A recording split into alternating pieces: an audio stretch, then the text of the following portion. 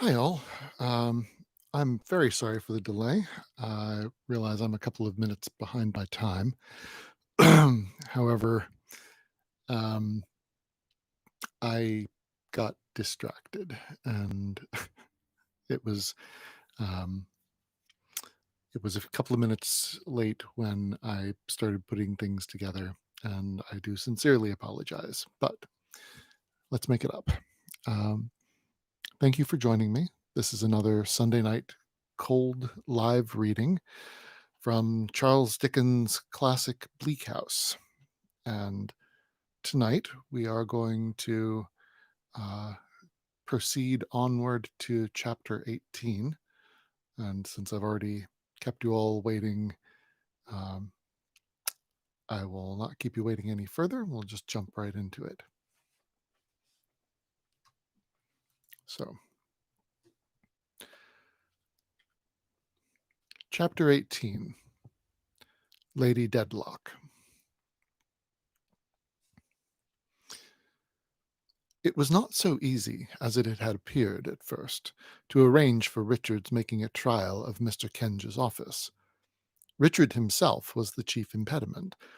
As soon as he had it in his power to leave Mr. Badger at any moment, he began to doubt whether he wanted to leave him at all. He didn't know, he said, really. It wasn't a bad profession. He couldn't assert that he disliked it. Perhaps he liked it as well as he liked any other. Suppose he gave it one more chance. Upon that, he shut himself up for a few weeks with some books and some bones, and seemed to acquire a considerable fund of information with great rapidity. His fervour, after lasting about a month, began to cool, and when it was quite cooled, began to grow warm again. His vacillations between law and medicine lasted so long that midsummer arrived before he finally separated from Mr. Badger and entered on an experimental course of Messrs. Kenge and Carboy. For all his waywardness, he took great credit to himself as being determined to be in earnest this time. And he was so good-natured throughout, and in such high spirits, and so fond of Ada, that it was very difficult indeed to be otherwise than pleased with him. As to Mr. Jarndyce, who, I may mention, found the wind much given during this period to stick in the east. As to Mr. Jarndyce, Richard would say to me, he is the finest fellow in the world, Esther. I must be particularly careful, if it were only for his satisfaction, to take myself well to task, and have a regular wind-up of this business now. The idea of his taking himself well to task, with that laughing face and heedless manner, and with a fancy that everything could catch and nothing could hold, was ludicrously anomalous. However, he told us between whiles that he was doing it to such an extent that he wondered his hair didn't get grey. His regular wind-up of the business was, as I have said, that he went to Mr. Kenge's about midsummer to try how he liked it. All this time he was, in money affairs, what I have described him in a former illustration, generous, profuse, wildly careless, but fully persuaded that he was rather calculating and prudent.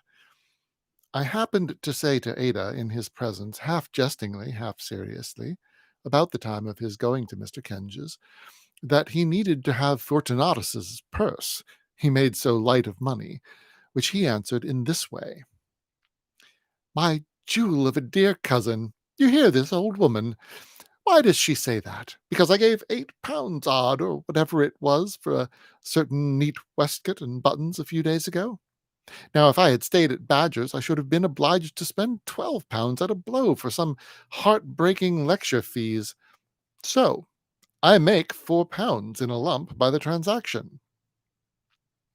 It was a question much discussed between him and my guardian what arrangements should be made for his living in London while he experimented on the law. For we had long since gone back to Bleak House, and it was too far off to admit of his coming there oftener than once a week. My guardian told me that if Richard were to settle down at Mr. Kenge's, he would take some apartments or chambers where we too could occasionally stay for a few days at a time. But, little woman, he added, rubbing his head very significantly, he hasn't settled down there yet. The discussions ended in our hiring for him by the month a neat little furnished lodging in a quiet old house near Queen Square. He immediately began to spend all the money he had in buying the oddest little ornaments and luxuries for this lodging, and so often as Ada and I dissuaded him from making any purchase that he had in contemplation, which was particularly unnecessary and expensive, he took credit for what it would have cost, and made out that to spend anything less on something else was to save the difference. While these affairs were in abeyance, our visit to Mr. Boythorn's was postponed. At length, Richard having taken possession of his lodging, there was nothing to prevent our departure. He could have gone with us at that time of the year very well, but he was in the full novelty of his new position, and was making most energetic attempts to unravel the mysteries of the fatal suit. Consequently, we went without him, and my darling was delighted to praise him for being so busy. We made a pleasant journey down into Lincolnshire by the coach, and had an entertaining companion in Mr. Skimpole. His furniture had been all cleared off, it appeared, by the person who took possession of it on his blue-eyed daughter's birthday, but he seemed quite relieved to think that it was gone. Chairs and table, he said, were wearisome objects. They were monotonous ideas. They had no variety of expression. They looked you out of countenance, and you looked them out of countenance. How pleasant, then, to be bound to no particular chairs and tables, but to sport like a butterfly among all the furniture on hire, and to flit from rosewood to mahogany, and from mahogany to walnut, and from this shape to that, as the humour took one. The oddity of the thing is, said Mr. Skimpole, with a quickened sense of the ludicrous, that my chairs and table were not paid for, and yet my landlord walks off with them as composedly as possible. Now that seems droll. There's something grotesque in it. The chair and table merchant never engaged to pay my landlord my rent. Why should my landlord quarrel with him? If I have a pimple on my nose, which is disagreeable to my landlord's peculiar ideas of beauty, my landlord has no business to scratch my chair and table merchant's nose, which has no pimple on it. His reasoning seems defective. Well, said my guardian, good-humouredly, it's pretty clear that whoever became security for those chairs and table will have to pay for them. Exactly, returned Mr. Skimpole. That's the crowning point of unreason in the business. I said to my landlord, my good man, you are not aware that my excellent friend Jarndyce will have to pay for those things that you are sweeping off in that indelicate manner. Have you no consideration for his property? He hadn't the least. And refused all proposals, said my guardian. Refused all proposals, returned Mr. Skimpole. I made him business proposals. I had him into my room. I said, "You're a man of business, I believe," and he replied, "I am." "Very well," said I. "Now let us be businesslike. Here is an inkstand, here are pens and paper, here are wafers. What do you want? I have occupied your house for a considerable period, I believe to our mutual satisfaction, until this unpleasant misunderstanding arose. Let us be at once friendly and businesslike. What do you want?" In reply to this, he made use of the figurative expression, which has something Eastern about it, that he had never seen the colour of my money. "Oh, my amiable friend," said I never have any money. I never know anything about money." "Well, sir," said he, "what do you offer if I give you time?" "My good fellow," said I have no idea of time, but you say you are a man of business, and whatever you can suggest to be done in a business-like way, with pen and ink and paper and wafers, I am ready to do. Don't pay yourself at another man's expense, which is foolish, but be businesslike. However, he wouldn't be, and there was an end of it. If these were some of the inconveniences of Mr. Skimpole's childhood, it assuredly possessed its advantages too. On the journey, he had a very good appetite for such refreshment as came in our way, including a basket of choice hothouse peaches, but never thought of paying for anything. So when the coachman came round for his fee, he pleasantly asked him what he considered a very good fee indeed now, a liberal one, and on his replying, "half-a-crown for a single passenger," said it was little enough to, all things considered, and left Mr. Jarndyce to give it to him. It was delightful weather. The green corn waved so beautifully, the larks sang so joyfully, the hedges were so full of wild flowers, the trees were so thickly out in leaf, the bean fields, with a light wind blowing over them, filled the air with such a delicious fragrance. Late in the afternoon we came to the market town where we were to alight from the coach. A dull little town with a church spire and a market-place, and a market-cross, and one intensely sunny street, and a pond with an old horse cooling his legs in it, and a very few men sleepily lying and standing about in narrow little bits of shade. After the rustling of the leaves and the waving of the corn all along the road, it looked as still, as hot, as motionless a little town as England could produce.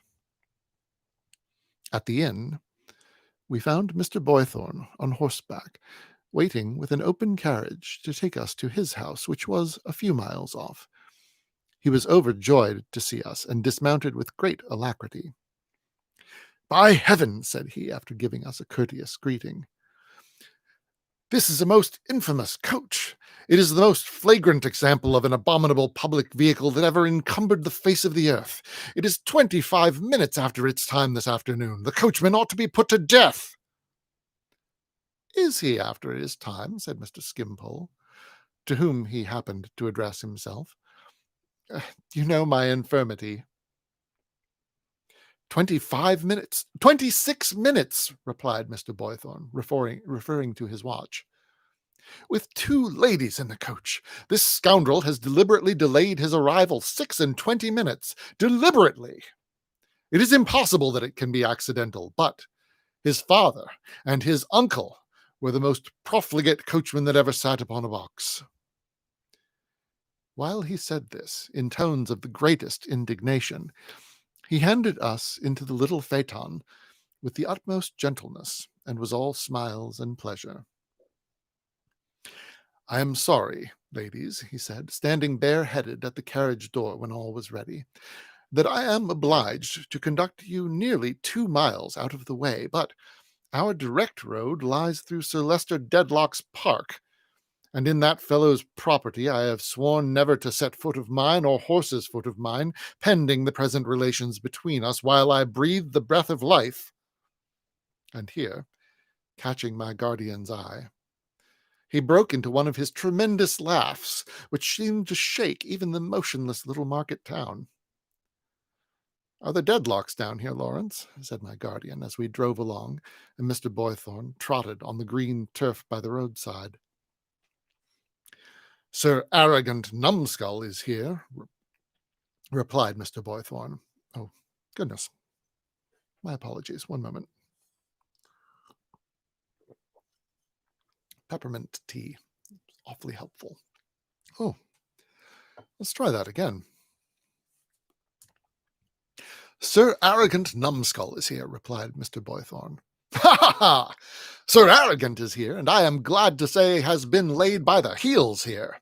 My lady," in naming whom he always made a courtly gesture, as if particularly to exclude her from any part in the quarrel.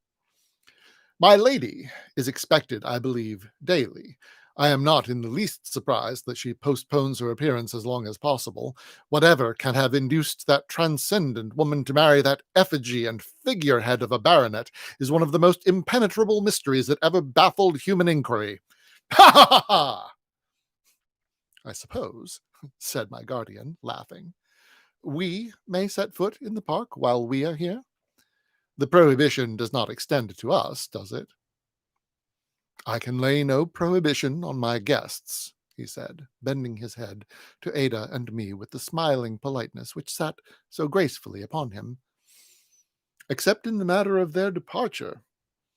I am only sorry that I cannot have the happiness of being their escort about Chesney Wold, which is a very fine place, but by the light of this summer day, Jarndyce, if you call upon the owner while you stay with me, you are likely to have but a cool reception. He carries himself like an 8-day clock at all times, like one of a race of 8-day clocks in gorgeous cases that never go and never went. Ha ha ha! But he will have some extra stiffness, I can promise you, for the friends of his friend and neighbor Boythorn. I shall not put him to the proof, said my guardian. He is as indifferent to the honour of knowing me, I dare say, as I am to the honour of knowing him.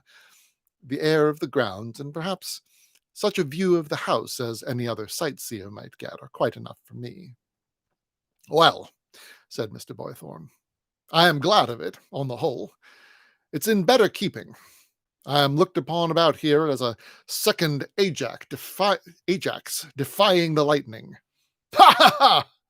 When I go into our little church on a Sunday, a considerable part of the inconsiderable congregation expect to see me drop scorched and withered on the pavement under the deadlock displeasure.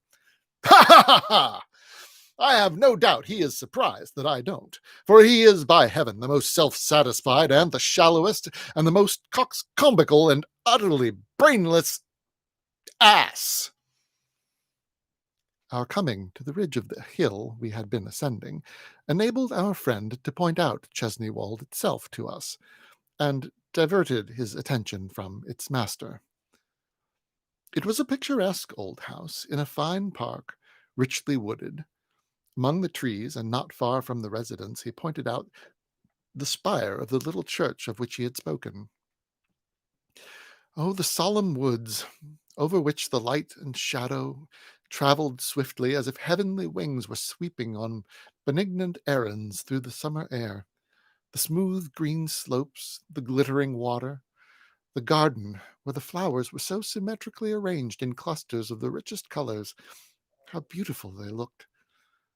The house with gable and chimney and tower and turret and dark doorway and broad terrace walk, twining among the balustrades of which, and lying heaped upon the vases, there was one great flush of roses, seemed scarcely real in its light solidity, and in the serene and peaceful hush that rested on all around it. To Ada and to me, that above all appeared the pervading influence. On everything, house, garden, terrace, green slopes, water, old oaks, fern, moss, woods again, and far away across the openings in the prospect to the distance, lying wide before us with a purple bloom upon it, there seemed to be such undisturbed repose.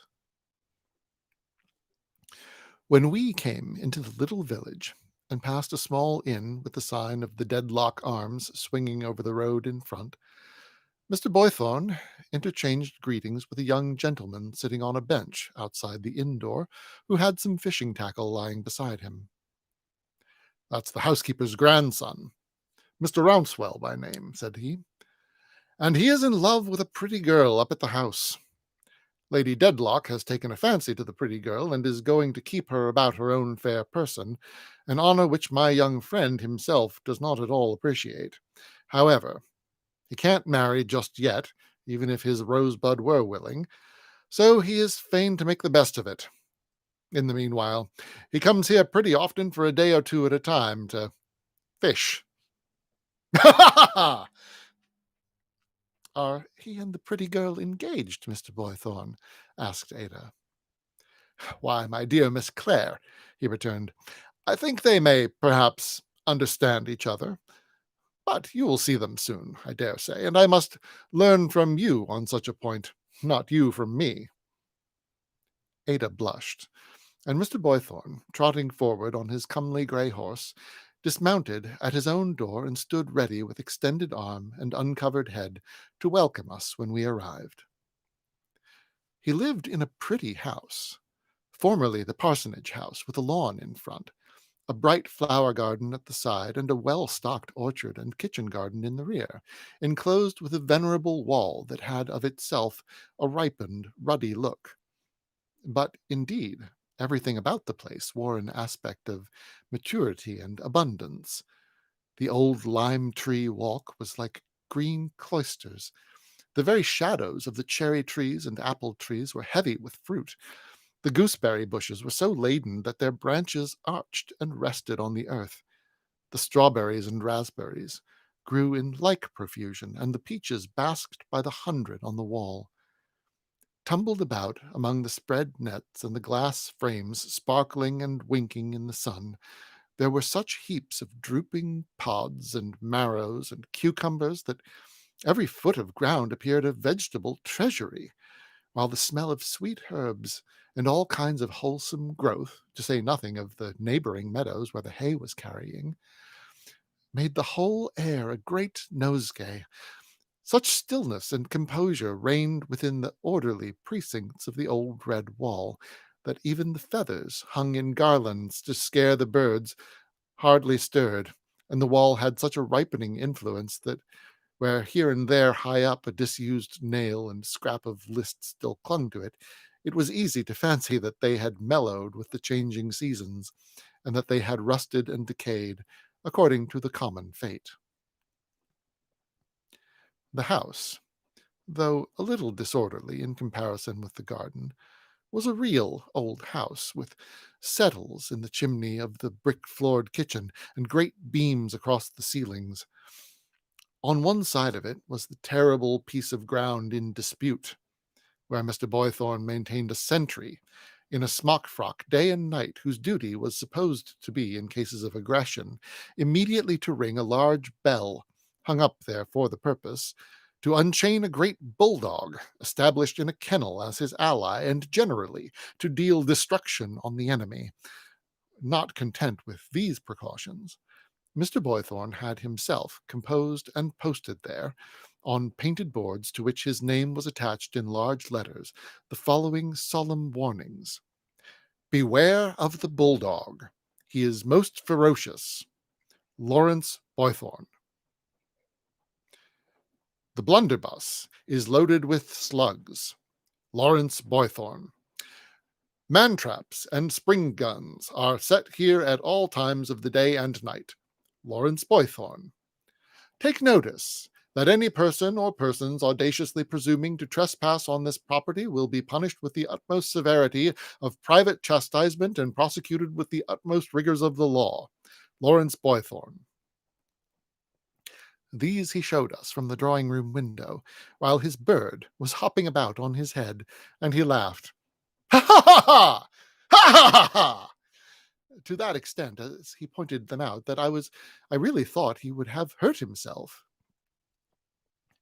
"But this is taking a good deal of trouble," said Mr. Skimpole in his light way, "when you are not in earnest after all." "Not in earnest," returned Mr. Boythorn with unspeakable warmth. "Not in earnest. If I could have hoped to train him, I would have bought a lion instead of that dog, and would have turned him loose upon the first intolerant robber who should dare to make an encroachment on my rights. Let Sir Leicester Dedlock consent to come out and decide this question by single combat, and I will meet him with any weapon known to mankind in any age or country. I am that much in earnest, not more." We arrived at his house on a Saturday. On the Sunday morning, we all set forth to walk to the little church in the park. Entering the park, almost immediately by the disputed ground, we pursued a pleasant footpath winding among the verdant turf and the beautiful trees until it brought us to the church porch. The congregation was extremely small, and quite a rustic one, with the exception of a large muster of servants from the house, some of whom were already in their seats, while others were yet dropping in. There were some stately footmen, and there was a perfect picture of an old coachman who looked as if he were the official representative of all the pomps and vanities that had ever been put into his coach. There was a very pretty show of young women, and above them the handsome old face and fine, responsible, portly figure of the housekeeper towered preeminent. The pretty girl of whom Mr. Boythorn had told us was close by her. She was so very pretty that I might have known her by her beauty, even if I had not seen how blushingly conscious she was of the eyes of the young fisherman, whom I discovered not far off. One face, and not an agreeable one, though it was handsome, seemed maliciously watchful of this pretty girl, and indeed of every one and everything there. It was a Frenchwoman's. As the bell was yet ringing, and the great people were not yet come, I had leisure to glance over the church, which smelt as earthy as a grave, and to think what a shady, ancient, solemn little church it was. The windows, heavily shaded by trees, admitted a subdued light that made the faces around me pale, and darkened the old brasses in the pavement, and the time and damp-worn monuments, and rendered the sunshine in the little porch, where a monotonous ringer was working at the bell, inestimably bright. But a stir in that direction, a gathering of reverential awe in the rustic faces, and a blandly ferocious assumption on the part of Mr. Boythorn of being resolutely unconscious of somebody's existence, forewarned me that the great people were come, and that the service was going to begin. Enter not into judgment with thy servant, O Lord, for in thy sight. Shall I ever forget the rapid beating at my heart, occasioned by the look I met as I stood up? Shall I ever forget the manner in which those handsome, proud eyes seemed to spring out of their languor and to hold mine? It was only a moment before I cast mine down, released again, if I may say so, on my book, but I knew the beautiful face quite well in that short space of time. And, very strangely, there was something quickened within me, associated with the lonely days at my godmother's. Yes, away even to the days when I had stood on tiptoe to dress myself at my little glass after dressing my doll. And this, although I had never seen this lady's face before in all my life, I was quite sure of it, absolutely certain. It was easy to know that the ceremonious, gouty, grey-haired gentleman, the only other occupant of the great pew, was Sir Leicester Dedlock, and that the lady was Lady Dedlock. But why her face should be, in a confused way, like a broken glass to me, in which I saw scraps of old remembrances, and why I should be so fluttered and troubled, for I was still, by having casually met her eyes, I could not think. I felt it to be an unmeaning weakness in me, and tried to overcome it by attending to the words I heard. Then, very strangely, I seemed to hear them not in the reader's voice, but in the well-remembered voice of my godmother. This made me think, did Lady Dedlock's face accidentally resemble my godmother's? It might be that it did, a little, but the expression was so different, and the stern decision which it had worn into my godmother's face, like weather into rocks, was so completely wanting in the face before me, that it could not be that resemblance which had struck me.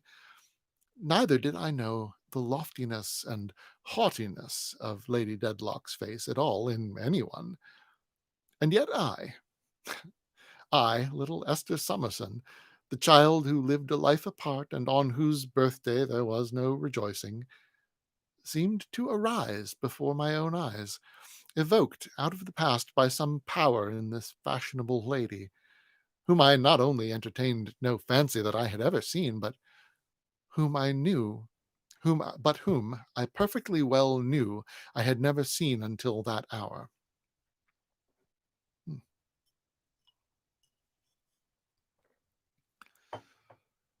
It made me tremble to be so thrown into this unaccountable agitation that I was conscious of being distressed even by the observation of the French maid, though I knew she had been looking watchfully here and there and everywhere from the moment of her coming into the church.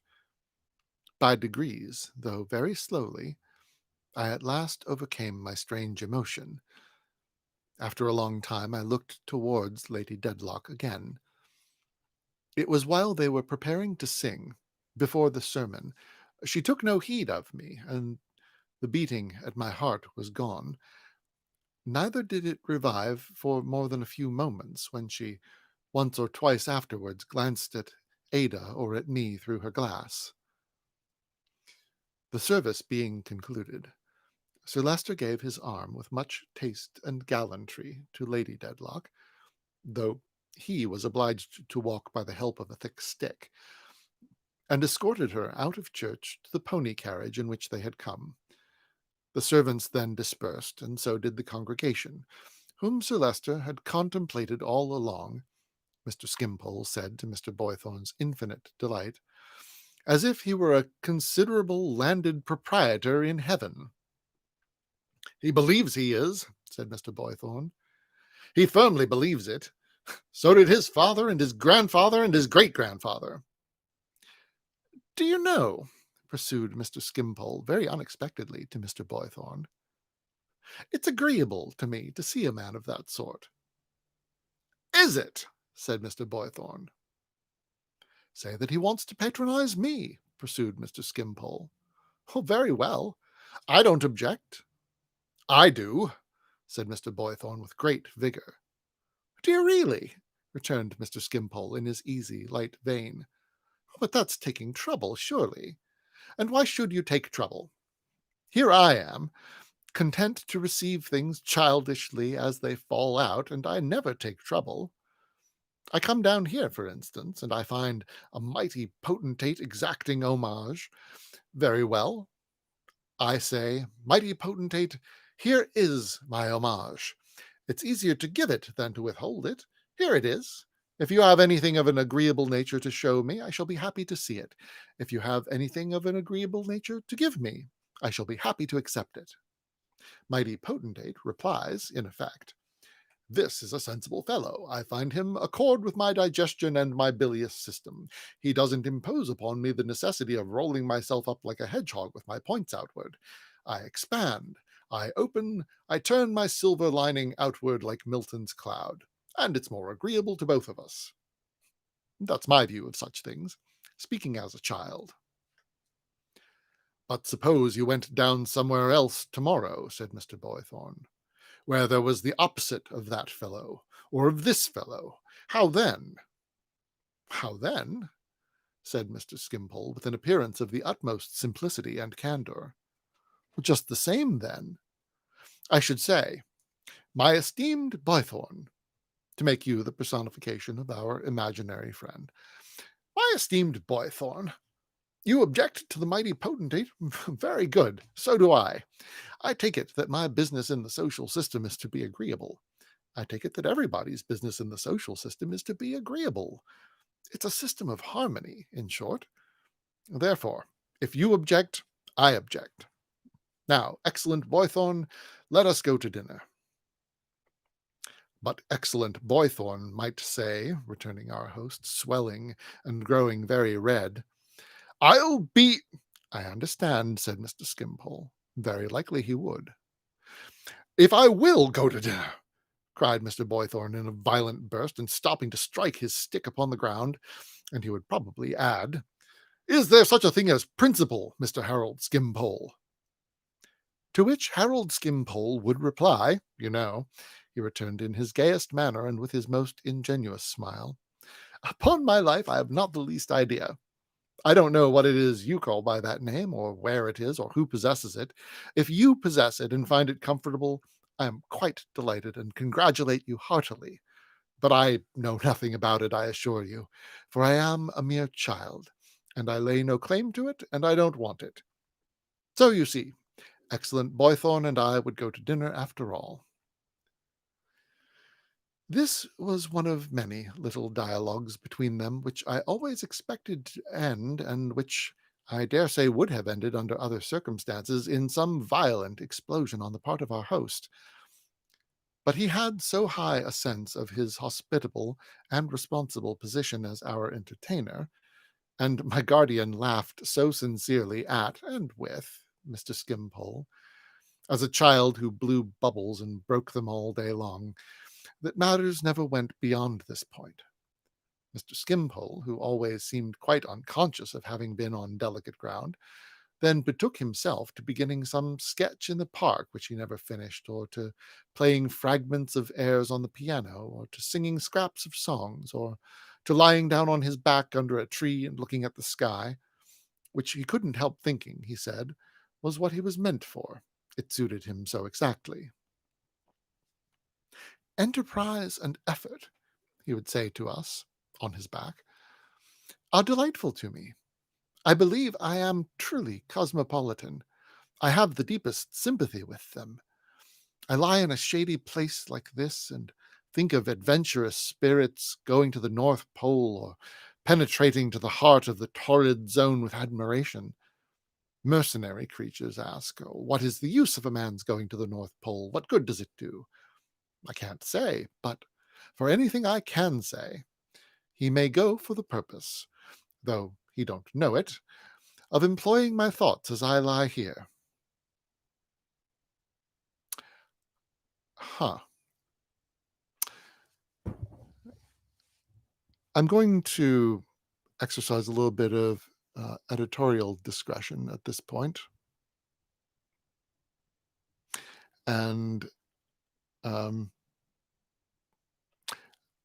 and express my disapproval of the sentiment Mr. Skimpole is about to express. Continuing on. Take an extreme case. Take the case of the slaves on American plantations.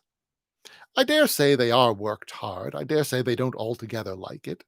I dare say theirs is an unpleasant experience on the whole, but they people the landscape for me. They give it a poetry for me, and perhaps that is one of the pleasanter objects of their existence. I am very sensible of it, if it be, and I shouldn't wonder if it were. Yeah, okay. Continuing on. I always wondered on these occasions whether he ever thought of Mrs. Skimpole and the children, and in what point of view they presented themselves to his cosmopolitan mind. So far as I could understand, they rarely presented themselves at all. The week had gone round to the Saturday following that beating of my heart in the church, and every day had been so bright and blue that to ramble in the woods, and to see the light striking down among the transparent leaves and sparkling in the beautiful interlacings of the shadows of the trees, while the birds poured out their songs and the air was drowsy with the hum of insects, had been most delightful. We had one favorite spot, deep in moss and last year's leaves, where there were some felled trees, from which the bark was all stripped off. Seated among these, we looked through a green vista, supported by thousands of natural columns, the whitened stems of trees upon a distant prospect made so radiant by its contrast with the shade in which we sat, and made so precious by the arched perspective through which we saw it, that it was like a glimpse of the better land. Upon the Saturday, we sat here, Mr. Jarndyce, Ada, and I, until we heard thunder muttering in the distance, and felt the large raindrops rattle through the leaves.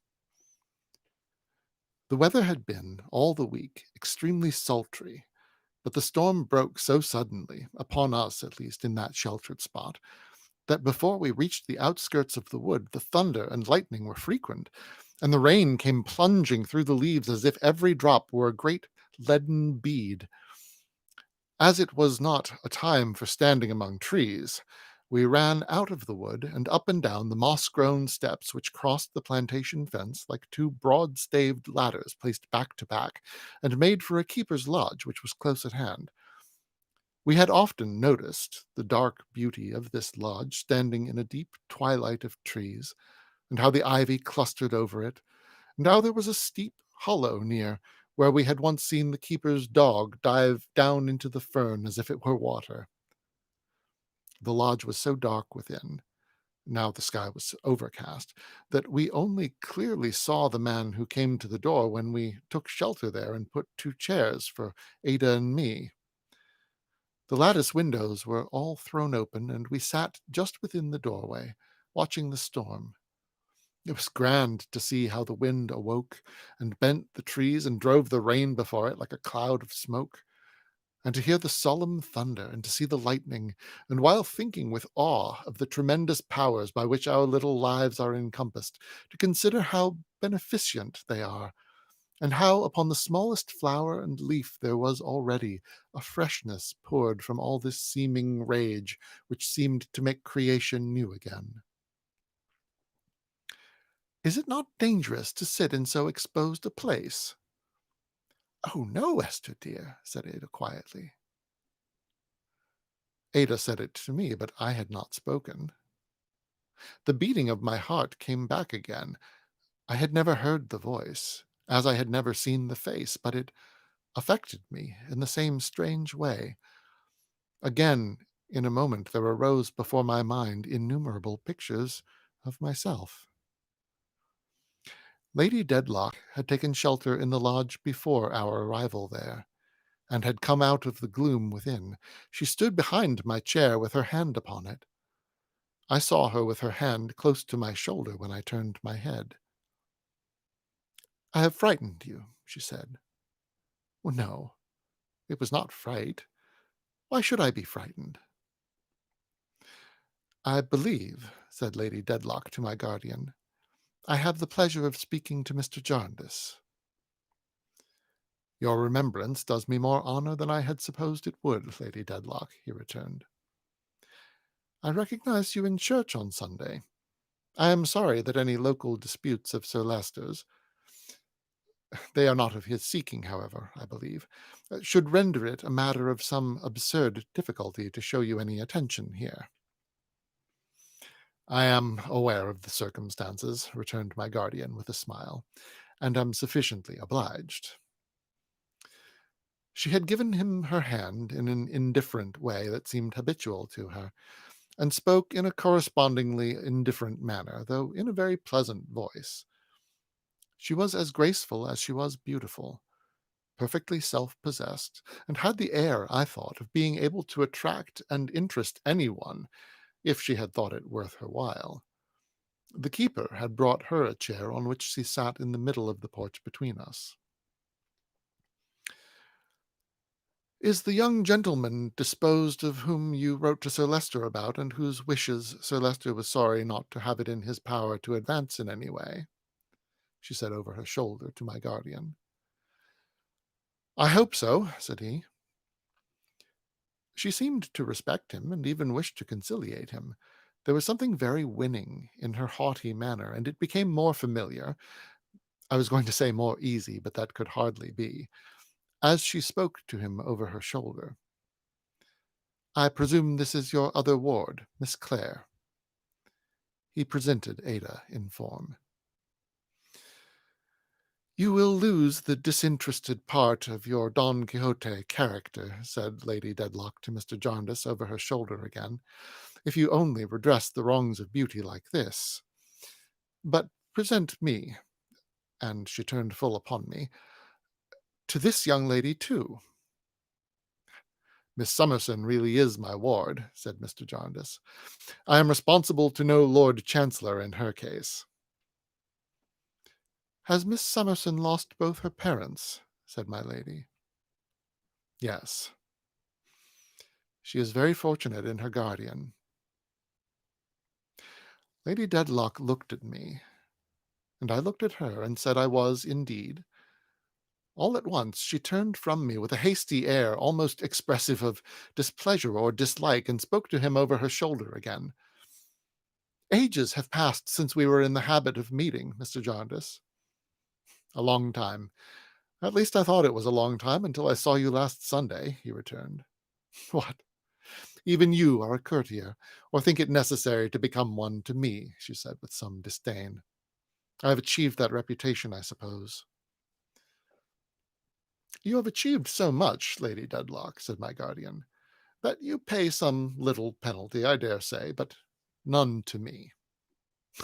So much, she replied, slightly laughing. Yes. With her air of superiority and power and fascination, and I know not what, she seemed to regard Ada and me as little more than children. So as she slightly laughed and afterwards sat looking at the rain, she was as self-possessed and as free to occupy herself with her own thoughts as if she had been alone. I think you knew my sister when we were abroad together better than you know me, she said, looking at him again. Yes, we happened to meet oftener, he returned. We went our several ways, said Lady Dedlock, and had little in common even before we agreed to differ. It is to be regretted, I suppose, but it could not be helped. Lady Dedlock again sat looking at the rain. The storm soon began to pass upon its way. The shower greatly abated, the lightning ceased, the thunder rolled among the distant hills, and the sun began to glisten on the wet leaves and the falling rain. As we sat there silently, we saw a little pony phaeton coming towards us at a merry pace. The messenger is coming back, my lady, said the keeper, with the carriage. As it drove up, we saw that there were two people inside. There alighted from it, with some cloaks and wrappers, first the Frenchwoman whom I had seen in church, and secondly, the pretty girl. The Frenchwoman with a defiant confidence, the pretty girl confused and hesitating. What now? Said Lady Dedlock. Two. I am your maid, my lady, at the present, said the Frenchwoman. The message was for the attendant. I was afraid you might mean me, my lady, said the pretty girl. I did mean you, child, replied her mistress calmly. Put that shawl on me.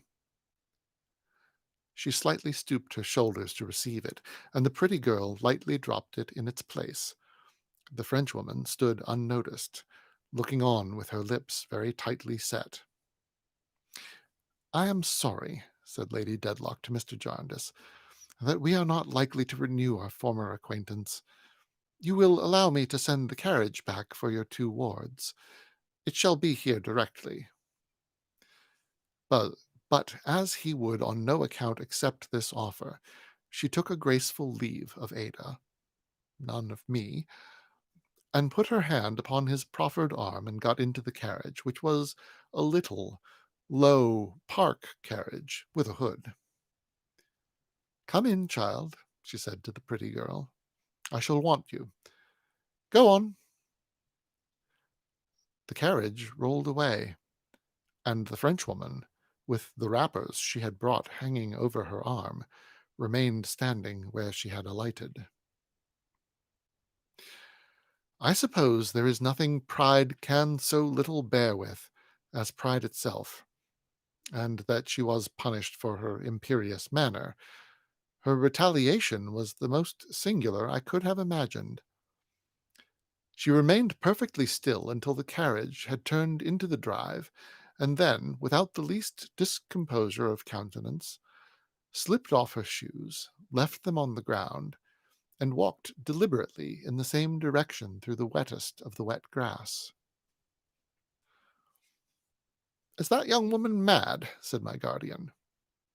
Oh, no, sir, said the keeper, who with his wife was looking after her. Hortense is not one of that sort. She has as good a headpiece as the best, but she's mortal high and passionate. Powerful high and passionate, and what with having notice to leave and having others put above her, she don't take kindly to it. But why should she walk shoeless through all that water? Said my guardian. Why indeed, sir, unless it's to cool her down. Or unless she fancies it's blood, said the woman. She'd as soon walk through that as anything else, I think, when her own's up.